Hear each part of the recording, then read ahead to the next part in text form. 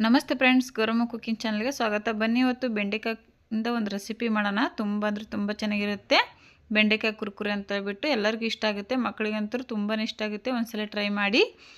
ನಾವು ಬೆಂಡೆಕಾಯಿ ತೊಗೊಂಡ್ಬಿಟ್ಟು ಕ್ಲೀನಾಗಿ ವಾಶ್ ಮಾಡಿ ಒರೆಸ್ಬಿಟ್ಟು ನಾವು ಈ ರೀತಿ ಹೆಚ್ಕೊಂಡು ಇಟ್ಕೊಂಡಿದ್ದೀವಿ. ಇಲ್ಲಿ ಖಾರದ ಪುಡಿ, ಅಕ್ಕಿ ಹಿಟ್ಟು, ಕಡಲೆ ಹಿಟ್ಟು, ಉಪ್ಪು ತೊಗೊಂಡಿದ್ದೀವಿ. ಮತ್ತು ಇಲ್ಲಿ ಜೀರಿಗೆ ಪುಡಿ, ಚಾಟ್ ಮಸಾಲ ತೊಗೊಂಡಿದ್ದೀವಿ. ಇವಾಗ ಸ್ಟಾರ್ಟಿಂಗ್ ಉಪ್ಪು ಹಾಕೊಳ್ಳೋಣ. ನೆಕ್ಸ್ಟ್ ಖಾರದ ಪುಡಿ ಹಾಕ್ಕೊತಾ ಇದ್ದೀವಿ.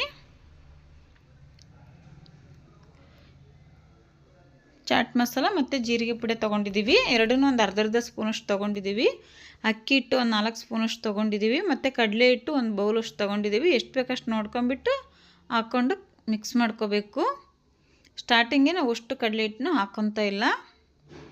ಮೊದಲನೇದಾಗಿ ಮಿಕ್ಸ್ ಮಾಡ್ಕೊಂಡು ನೋಡೋಣ ಅಂತ ಹೇಳ್ಬಿಟ್ಟು ಇಲ್ಲಿ ನೋಡಿ ಸ್ವಲ್ಪನೇ ನೀರು ಸಿಮ್ಸ್ಕೊಂಬಿಟ್ಟು ಈ ರೀತಿ ಕಲಿಸ್ಕೋಬೇಕು. ಅದನ್ನು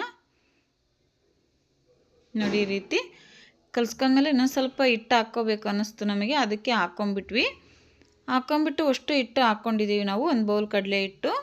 ಇಲ್ಲಿ ನೋಡಿ ಎಣ್ಣೆ ಕೂಡ ಕಾಯಕ್ಕಿಟ್ಟಿದ್ವಿ. ಈ ರೀತಿ ಬೆಂಡೆಕಾಯಿನ ಬಿಟ್ಕೋಬೇಕು ನಾವು ಮಿಕ್ಸ್ ಮಾಡ್ಕೊಂಡ್ಮೇಲೆ. ಅದು ಬಿಡಿ ಬಿಡಿ ಆಗುತ್ತೆ ಕರೆದ ಮೇಲೆ, ಏನೂ ಆಗಲ್ಲ. ಫ್ರೈ ಆದಮೇಲೆ ನೋಡ್ಬೋದು ಇಲ್ಲಿ ಯಾವ ರೀತಿ ಕಾಣ್ತಾ ಇದೆ ಅಂತೇಳ್ಬಿಟ್ಟು.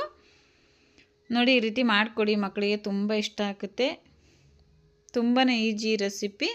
ಒಂದು ಸಲ ಟ್ರೈ ಮಾಡಿ ಹೇಗೆ ಬಂತು ಅಂತ ಹೇಳ್ಬಿಟ್ಟು ಕಮೆಂಟ್ ಮಾಡೋದನ್ನು ಕೂಡ ಮರಿಬೇಡಿ.